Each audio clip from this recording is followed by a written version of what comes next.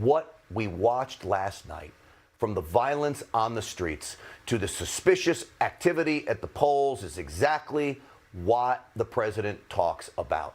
When people are afraid to even speak their minds about who they are voting for, when people are afraid to put a Trump sign in their yard, fearing it makes them a target, when election integrity is all but lost, with votes magically appearing for Joe Biden, as the Trump team warned today. Yes, Gayle King, we are worried about what is at stake, and we hold you and your media cohorts responsible for feeding the violent flames of hate that have taken over so many Biden-Harris supporters that gather to riot at any excuse to do so. Well, last night on our special election coverage, presidential political strategist and Newsmax analyst Dick Morris made a bold prediction based on vote totals in two Trump-dominated states. He predicted that President Trump would win the election based on what we're seeing today. The president has a path, albeit a small one. He must flip Arizona, take Georgia, North Carolina, and Pennsylvania. Without that happening, Joe Biden will be president. Overnight, the momentum changed while all of us were sleeping in a drastic way.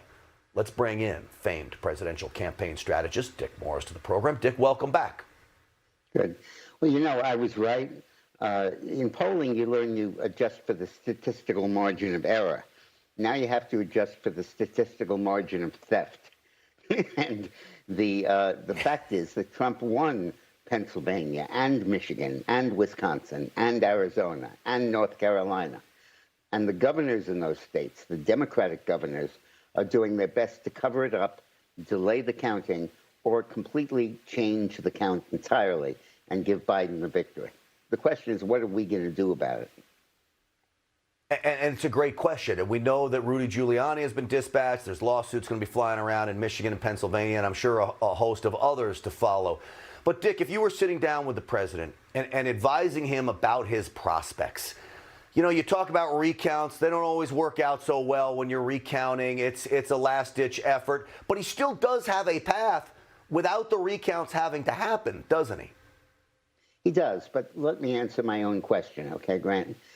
What we have to do now, this recount battle is beginning, not ending, beginning.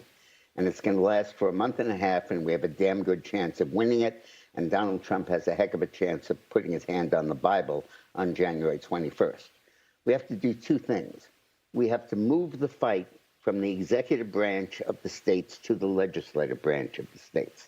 In all of these four key states, North Carolina, Pennsylvania, Michigan, and Wisconsin, there are Democratic governors, but both houses of the legislature are Republican. And those guys need to wake up. And if you live in those states, you need to call your state rep and your state senator and say, get on the ball. Get to the state capitol, demand that the legislature be called into session, and take over the counting process. The U.S. Constitution does not say that the states shall decide the procedure for electoral votes. They say the legislatures should decide it, not the governors, the legislatures. And what they should do is step in and say the evidence of missing votes, of suddenly discovered votes, of unexplained delays, not granting access to poll watchers, shows the corruption of this process. And we, the state legislature, are taking it over. We're going to set up a joint committee to run this process. And then we, the legislatures, will do what our Constitution charges us to do, determine who won the election and should get the electoral votes of our states. That's what they should do. So, and you Dick, should call. Wait a sec. The second thing we got to do is to move. Hold on, Dick, because I've got to tell you this. This is very important, Dick. This is very important. Because I've researched this, and I thought it was a great idea. It could be a backstop to have the legislature do this. But in the end, and I believe that Clarence Thomas and Justice Kavanaugh agree with me, that yes, the legislature sets the way they do this, but they believe through the system of the state, which would mean they would have to pass a law to do this and enact that commission, which then would need the Democratic governor's signature. Now, we could argue all day about whether that could happen or not. That could be a fight that goes to the Supreme Court. But I'm worried that Clarence Thomas and Kavanaugh would agree that you need the governor's signature to make those laws to change, to allow the legislature to change the rules.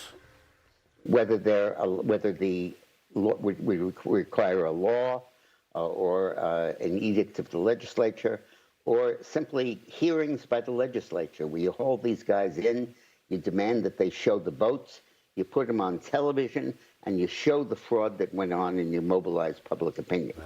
The message to the legislature you and I know that that kind of political pressure started. Now, secondly, that kind of political pressure often works the best to get it on TV, put the pressure on, and get them to fold. Dick Morris, you did a great job last night, by the way. I know you got all kinds of kudos from all around the country.